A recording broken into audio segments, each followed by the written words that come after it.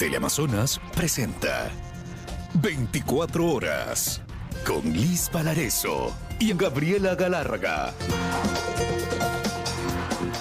Muy buenas tardes, bienvenidos. La designación de la nueva presidenta del Consejo de la Judicatura, Dunia Martínez, ha dejado entrever el conflicto al interior del Consejo de Participación Ciudadana y Control Social. La consejera Nicole Bonifaz denuncia que se impidió su participación para que se diera el voto dirimente del presidente. Sí, buenas tardes, por favor. Sí, buenas tardes. Estuve como 5 minutos en sala de espera y necesito también que se tome, por favor, mi votación. Este fue el momento que generó un nuevo capítulo de confrontación en el Consejo de Participación Ciudadana y Control Social. Tras haber tomado votación y designar a través de un voto dirimente a la presidenta del Consejo de la Judicatura, Dunia Martínez, la expresidenta Nicole Bonifaz denunció que se impidió su ingreso a la sesión y que por 5 minutos estuvo en sala de espera. Asegura que su participación habría implicado un desenlace totalmente diferente. Claro, yo no estuve de acuerdo con eso, no me dejaron ingresar porque ya sabían que yo no iba a avalar. Después de eso hubiéramos tenido que mocionar por otro candidato. De acuerdo a la vicepresidenta del Consejo, Michelle Calvache, la sesión fue convocada para las 6 de la tarde. Se instaló 45 minutos después, por lo que todos los consejeros tuvieron el tiempo suficiente para conectarse. La consejera Bonifaz no estuvo presente ni al momento de que yo mocioné, tampoco estuvo al momento del debate, tampoco estuvo al momento de la votación. Quisieron ese rato abruptamente hacer sus jugadas de siempre para tratar de que no sea designada la autoridad. Lo cierto es que la reinstalación de la sesión fue sorpresiva, pues el Pleno tenía hasta 2 días para analizar los planes de trabajo de los miembros de la terna y tomar una decisión. La moción se dio tan solo un par de horas después. ¿Cuál es la premura en hacer esto? Está bien que necesitamos ya un titular al frente del Consejo de la Judicatura, pero al menos hasta el día de mañana para poder revisar bien y para poder también motivar bien nuestro voto. Recordemos que Dunia Martínez fue la única postulante que no recibió ningún tipo de impugnación. Una persona que no viene contaminada del sector público ni del sector judicial. Mientras tanto, la Comisión de Fiscalización de la Asamblea Nacional ha convocado para este miércoles a los consejeros de participación para que expliquen lo ocurrido en esta sesión. Esto se dará un día antes de que el legislativo proceda con la posesión de esta nueva autoridad, algo que podría haberse interrumpido por una acción de protección que se presentará en las próximas horas por parte de la consejera Nicole Bonifaz. El Pleno del Consejo de la Judicatura aprobó el informe sobre la evaluación psicológica del concurso para jueces de la Corte Nacional de Justicia. Con eso queda pendiente la prueba de confianza y de oposición en las próximas semanas. Entre los postulantes hay nombres vinculados a procesos penales. De los 117 postulantes a jueces de la Corte Nacional de Justicia que se registraba, 6 no se presentaron a la prueba psicológica y 4 renunciaron, entre los cuales se registra el desistimiento de una aspirante quien, tras ser mencionada en el caso Plaga, ha preferido sortear un posible conflicto de interés y salió. Quedan entonces 107 en el concurso. Que se apruebe la resolución para conocer y aprobar el informe de la fase de la prueba psicológica del concurso público de médicos de prisión, impugnación y control social para la selección y designación de las y los jueces que componen la Corte Nacional de Apoyo. Este martes el Consejo de la Judicatura aprobó el informe de la prueba psicológica de los postulantes y con ello se viene la prueba de confianza. Para Marcelo Espinel de la Fundación Ciudadanía y Desarrollo, esta fase es clave para saber quiénes son los aspirantes a jueces, más allá de sus méritos académicos. Desarrollo vemos con buenos ojos que se ha transparentado la metodología de esta prueba de confianza, algo que no sucedía en los concursos anteriores. Vemos ahora que a los postulantes se les va a exigir una declaración de conflictos de intereses, algo que nos permite evaluar la probidad. Vendrá entonces la fase de oposición para evaluar el conocimiento y trabajo de los juristas en la práctica. No obstante, hay otros postulantes relacionados con casos de la corrupción judicial que siguen en esta carrera por la Corte Nacional de Justicia. Es el caso de 2 exfuncionarios de la Judicatura, Jessica Chicaiza y Adrián Racines, además cercanos a Wilman Terán y Maribel Barreno. Están en la lista, pero según los observadores de la Fundación Ciudadanía y Desarrollo, sus nombres deberán decantarse en medio del proceso. Que la ciudadanía pueda conocer que existen postulantes que actualmente enfrentan, en este caso, no solo procesos disciplinarios, administrativos, sino procesos judiciales que tienen que esclarecerse y en el caso pues de tener una sentencia terminarían pues con una consecuencia clara, que es que ellos no puedan ocupar el cargo. En estas condiciones el concurso avanza, aunque a la cabeza de la judicatura ya no estará Álvaro Román, sino Dunia Martínez, la designada presidenta del organismo, en cuyo caso caerá el peso de un concurso que deberá ser transparente para legitimarse. Henry Kronfle le respondió al presidente Daniel Noboa mediante otro enlace radial. El titular del Legislativo señaló que le extiende la mano al gobierno para dialogar con la verdad. Si prima la verdad, el diálogo va a fluir. Si no estamos con mentiras, con epítetos, con acusaciones, el diálogo va a fluir. Fue con este llamado al diálogo que el presidente del Legislativo, Henry Kronfle, inició su pedido de réplica en este espacio radial, en el mismo que abordó cerca de 6 temas. El primero giró en torno al juicio político al expresidente de la Judicatura, Wilman Terán.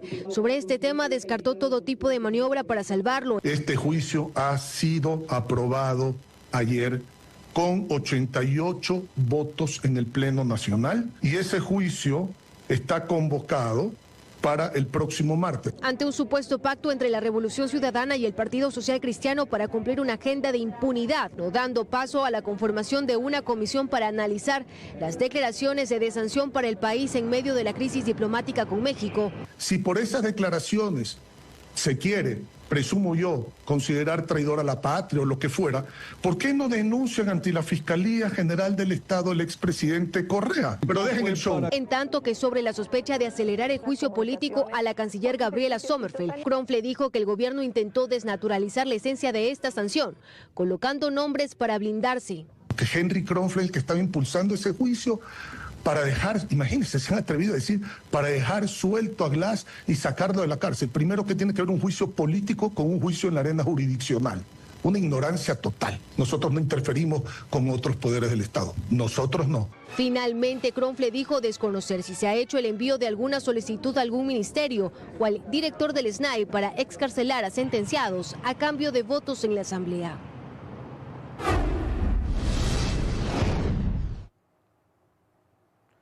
La pugna entre el gobierno y la Asamblea podría terminar con la posibilidad de dialogar según las diferentes bancadas. Sin embargo, Valentina Centeno, jefa de la bancada de ADN, dice que para que eso suceda hay condiciones.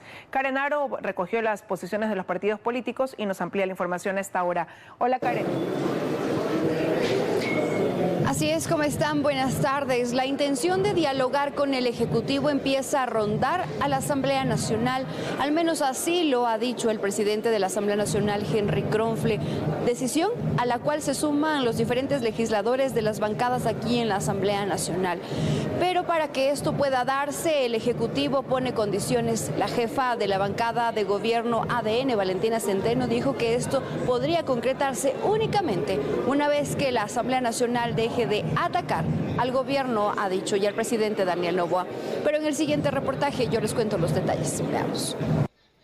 Es un año preelectoral y por eso los discursos políticos han subido de tono. Es la lectura que tienen en el Partido Social Cristiano y Construye. Sin embargo, creen que el diálogo propuesto por el presidente de la Asamblea puede ser la salida a una pugna entre los dos poderes del Estado. El diálogo siempre se puede recuperar y es necesario cuando las partes tienen la voluntad de hacerlo. La Asamblea Nacional tiene la voluntad. Esperemos que el Ejecutivo tenga esa sensatez, tenga esa madurez y la inteligencia emocional para acoger este mensaje y superar las diferencias conceptuales que existen. La pregunta es, ¿hay posibilidades de diálogo cuando las dos partes pertenecen a dos posiciones electorales diferentes? Sin embargo, para que eso se pueda dar y para que se sienten en la mesa, el gobierno le pone condiciones a la Asamblea. Claro que estaremos dispuestos a dialogar, pero cuando acabe el pacto antigobierno, cuando acabe la componenda en contra del presidente Daniel Noboa, cuando terminen estos ataques o esta intención de dinamitar y entorpecer el trabajo del gobierno diariamente en el Pleno de la Asamblea. En la Revolución Ciudadana y Pachacutic niegan que el legislativo sea el enemigo del presidente Daniel Noboa. Leonardo Berresueta cree que el discurso del gobierno está equivocado. Lamentablemente el presidente de la República mira fantasmas donde no hay quiere echarle la culpa a la Asamblea de las improvisaciones, de las incapacidades y los errores en la administración pública. Más bien invito a que se dediquen a trabajar cada una de las funciones del Estado, que grandes tareas todavía les queda por cumplir. Criterio con el que discrepa Adrián Castro, legislador de la bancada de gobierno. La Asamblea no, pero ciertos asambleístas sí son enemigos. Y esto empezó con ponerle a la fiscal general del Estado al frente de Ronnie Aliaga. ¿A quién se le ocurre semejante barbaridad? Aseguran que este camino del diálogo se pondrá a prueba el próximo martes, pues por ahora no existen los votos para enjuiciar al expresidente del Consejo de la Judicatura, Wilman Terán. Y bien, para finalizar, contarles que esta mañana de martes aquí en la Asamblea Nacional acudieron representantes de las clínicas que ofrecen el servicio de diálisis a estos pacientes. Han expuesto la situación crítica por la que están atravesando, por la que han pedido la intervención de la Asamblea Nacional para lograr el pago por parte del IES de alrededor de 25 millones de dólares que les adeudan para continuar con este servicio. Es cuanto les puedo contar hasta el momento desde la Asamblea. Continúan ustedes. Buenas tardes. Buenas tardes, Karen. Gracias por tu reporte. Ahora les contamos que en agosto se construirá el dique permeable con el cual se busca salvar la hidroeléctrica Coca-Codo-Sinclair de la erosión regresiva del río Coca, que avanza con rapidez. Sin embargo, todavía no se ha podido adjudicar el contrato de 17 millones de dólares por problemas en el sistema del CERCOP. La erosión regresiva del río Coca avanza y el riesgo para la hidroeléctrica Coca-Codo-Sinclair es cada vez más latente. Una de las obras para proteger la central hidroeléctrica más grande del país es un dique permeable que se espera empiece a construirse en agosto. Sin embargo, pese a la necesidad urgente de iniciar los trabajos, aún no se ha podido adjudicar el proceso. Tenemos un problema o una imposibilidad tecnológica en el portal de compras públicas que no nos permite cargar los documentos. Si el problema en el CERCOP se soluciona, estaríamos hablando que en la primera o segunda semana de agosto el proyecto iniciaría. Una vez que se superen los temas contractuales, el dique se construirá en el kilómetro 7,8. Esto pese a que la erosión a mediados de junio avanzó considerablemente y hoy se encuentra ya a una distancia de 6,1 kilómetros. Han existido unos cambios, esto hay que reconocerlo, sin embargo esto no influye en que el proyecto no se puede ejecutar, porque las condiciones geológicas que tenemos en este sector son las adecuadas para poder continuar con el proyecto. Lo que a decir de Ricardo Buitrón, consultor de proyectos hidroeléctricos, debería ser analizado con precaución. El dique permeable fue definido hace aproximadamente 2 años. Ese tramo se encuentra en un proceso dinámico de socavación y la CELEC tiene que reanalizar urgentemente esta obra para ver si es la más conveniente. Pero esa no es la única obra de protección. González explica que se requieren otros trabajos para poner a salvo a Coca-Codo. En este mismo sitio nosotros tenemos previsto construir una estructura que se llama el vertedero escalonado, es una de las estructuras más importantes que se van a construir, que realmente sería la última defensa para las obras de captación de la central. Por ahora, la inversión destinada para la construcción del primer dique permeable es de 17,4 millones de dólares, pero aún faltan más recursos para intentar salvar esta obra cuya vida útil debería ser de más de 50 años.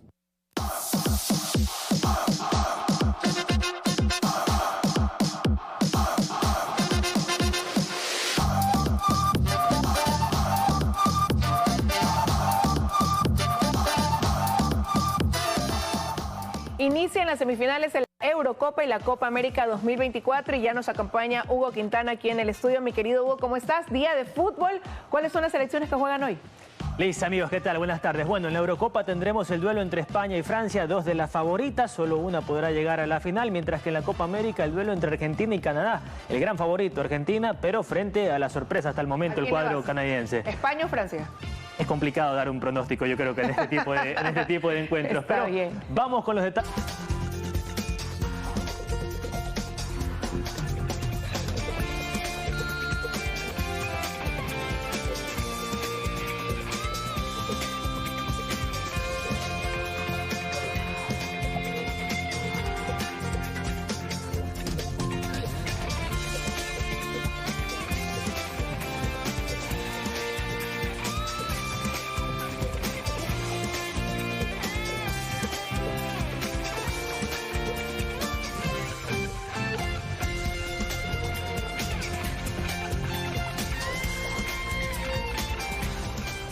Estamos de regreso con más. El aumento de penas en determinados delitos, el uso de armas decomisadas y un nuevo procedimiento para los bienes confiscados constan en las reformas al Código Orgánico Integral Penal que fueron aprobadas por la Asamblea Nacional.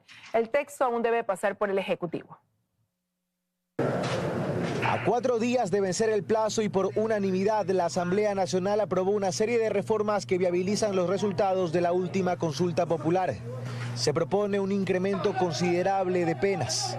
El terrorismo, por ejemplo, actualmente penado con entre 10 y 13 años de prisión, pasaría a tener una pena de entre 19 y 22 años de prisión y de entre 26 y 30 años si se provoca la muerte de personas. Su financiamiento, actualmente penado con entre 7 y 10 años de prisión, pasaría a ser castigado con entre 22 y 26 años de cárcel. La producción de estupefacientes pasaría a castigarse con entre 13 y 16 años de prisión. Y la producción de precursores químicos con entre 7 y 10 años de prisión.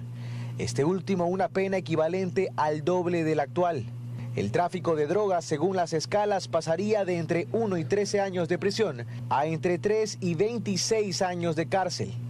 El asesinato pasaría de un máximo de 26 años de prisión a una pena de 30 años. Lo mismo para el secuestro extorsivo cuando se provoque la muerte de la víctima. Se incrementan los años de cárcel en otros delitos como delincuencia organizada, sicariato, trata de personas, tráfico de armas, lavado de activos y minería ilegal. Además, se define una pena de entre 10 y 13 años de prisión para quienes utilicen armas y municiones de uso policial o militar. También se propone que quienes sean sentenciados por estos delitos y otros como tráfico de influencias, extorsión, testaferrismo, entre otros, cumplan toda su sentencia en prisión, sin la posibilidad de acceder a medidas de prelibertad.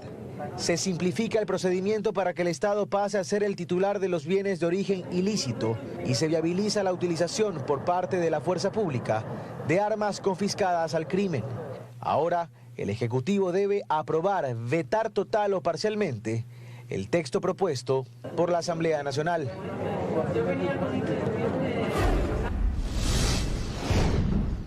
Más de 1.500 casas fueron allanadas en el proyecto habitacional Ciudad Victoria en el noroeste de Guayaquil. Durante la intervención del bloque de seguridad, 2 casas fueron devueltas a sus dueños luego de que bandas criminales les arrebataran sus inmuebles. A esta hora hacemos contacto con Ricardo Alcíbar para ampliar esta información. Ricardo, buenas tardes.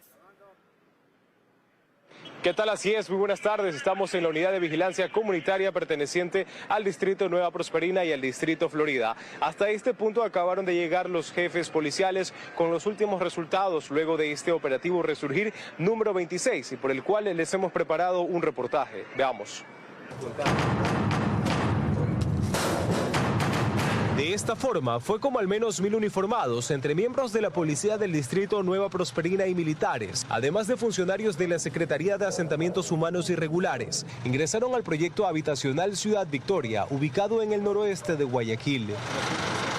El objetivo de esta nueva incursión del bloque de seguridad fue buscar a miembros de agrupaciones delictivas que estén al interior de los predios, controlando desde allí las operaciones extorsivas y el acopio de artículos robados, droga u armas de 2 estructuras delictivas identificadas en este punto, los Águilas y los Fatales. A estos grupos terroristas se los acusa del cobro de $30 mensuales por casa, mientras que por cada carro al día cobran $2. Uno de los cabecillas de estas bandas es alias J, quien está siendo buscado por los uniformados. A más de $50.000 lo que recaudan mensualmente, aparte del ingreso y salida de los vehículos. Sí, es como un peaje, les cobran $2 para salir y $2 para ingresar. Mientras el operativo iba en curso, un hombre que prefirió hablar tras cámaras llegó a Ciudad Victoria, pidiendo ayuda de las autoridades, ya que su casa había sido tomada por bandas delictivas hace 6 meses atrás y estaba siendo ocupada por otra familia. A mí me pidieron $3.000. Yo no le voy a pagar porque yo no tengo dinero, si yo soy una persona que estoy hasta sin trabajo ahorita. Han roto mis candados y han puesto candado de ellos y hay cosas adentro de la casa. Tras la alerta de esta persona y la presentación de la denuncia con los documentos que comprueban que es el legítimo propietario, los uniformados ubicaron el predio en Ciudad de Dios e iniciaron el desalojo de los nuevos ocupantes, los cuales eran inquilinos que ya habían puesto hasta un local de comidas. Le rentaron esa casa, simplemente le ha pedido $100 para que pueda ocupar y que cada 15 días iba a venir a retirar los $100. Entonces en este momento ya se le ha explicado de que ella fue víctima de una estafa. En este operativo Resurgir 26 no se reportaron detenidos y las autoridades allanaron más de 1.500 casas. En lo que va del año, la policía del distrito Nueva Prosperina ha devuelto a sus legítimos propietarios más de 200 casas arrebatadas por bandas delictivas. Como lo veíamos en la nota, estos predios fueron tomados hace algunos años atrás por agrupaciones delictivas y con este tipo de operativos la Policía Nacional y el Comando Conjunto de Fuerzas Armadas buscan recobrar estos espacios y devolverle estos domicilios a las familias a las cuales se los arrebataron. Hasta acá la información. Vale recalcar que durante estos operativos Resurgir que se han dado desde que inició el 2024 se han detenido al menos 157 terroristas. Muy buenas tardes. Buenas tardes también para ti, Ricardo. Muchísimas gracias. El presidente de El Salvador, Nayib Bukele, informó que 3 ecuatorianos fueron detenidos por la Marina Nacional en una embarcación a 610 millas náuticas en el estero de Yaltepeque, con 750 kilos de cocaína valorados en aproximadamente $19 millones. En su cuenta de X, Bukele indicó que en las últimas 7 semanas las autoridades de ese país realizaron 5 grandes incautaciones de droga valoradas en más de $160 millones. Momento de una nueva pausa, pero enseguida, en 3 semanas concluye el plazo para que los ciudadanos que tienen deudas con el SRI se puedan acoger a la remisión tributaria. Además, transportistas anuncian una suspensión de actividades el próximo 16 y 17 de julio por la inseguridad en las carreteras. Les contamos los detalles al volver.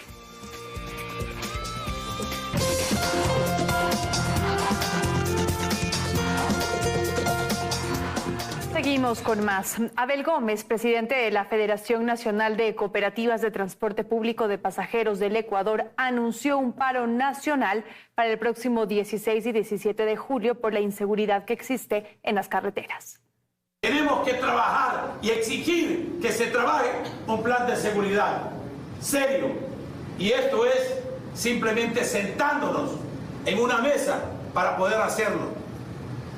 Pero esas mesas no son las que hoy día no nos están garantizando lo que nosotros pensábamos.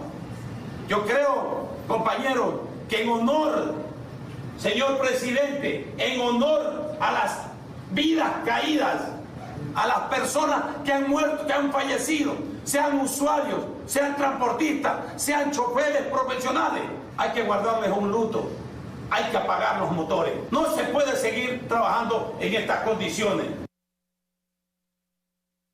Los contribuyentes que mantengan deudas con el Servicio de Rentas Internas pueden acogerse a la remisión tributaria hasta el 31 de julio.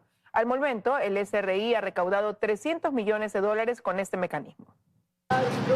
Ya son 600,000 los contribuyentes que se han beneficiado de la remisión de intereses, multas y recargos. El Servicio de Rentas Internas con este mecanismo busca que los deudores paguen sus obligaciones tributarias. Los contribuyentes únicamente pagan el capital de la deuda que mantienen con el Servicio de Rentas Internas y se les exonera los intereses, las multas y los recargos. A partir del 1 de agosto, el Servicio de Rentas Internas continuará con los procesos de cobro forzoso. Este procedimiento es voluntario. Con esto, el SRI busca inyectar liquidez y recaudar los valores pendientes. Al día de hoy, las deudas en firme de la Administración Tributaria, solo el capital son $1.500 millones. El 60% de esos 1.500 millones son deudas que tienen una antigüedad de más de 10 años. Este año, la remisión tributaria brinda algunos beneficios a los contribuyentes. Por ejemplo, les permite pagar parcialmente las deudas con el SRI. A diferencia de las remisiones anteriores, que si no pagaba el 100% del capital, no se podía beneficiar. Aquellos que tienen deudas impugnadas pueden pagar estas deudas con el Servicio de Rentas Internas y mantener el proceso judicial. Si los contribuyentes no cancelan sus obligaciones, el SRI podrá tomar otras medidas para realizar cobros forzosos. Con lo cual se embargan bienes, se pueden congelar cuentas bancarias, se puede prohibir la salida del país. El SRI ha recaudado $300 millones y usted puede acogerse a este proceso hasta el 31 de julio. Y en el cantón Montecristi, en la provincia de Manabí, el presidente de la República, Daniel Noboa, hizo la entrega de los primeros bonos Nuevo Ecuador y créditos de desarrollo humano. El mandatario dijo que ha sido un año duro en materia de seguridad y energía. No obstante, se cuenta con mayores recursos para poder brindar asistencias sociales. Ahora es momento de darle a la gente lo que se necesita, darle empleo, darle asistencia social, darle seguridad y darle también esa esperanza de que vienen días mejores y de que estamos trabajando por un nuevo Ecuador.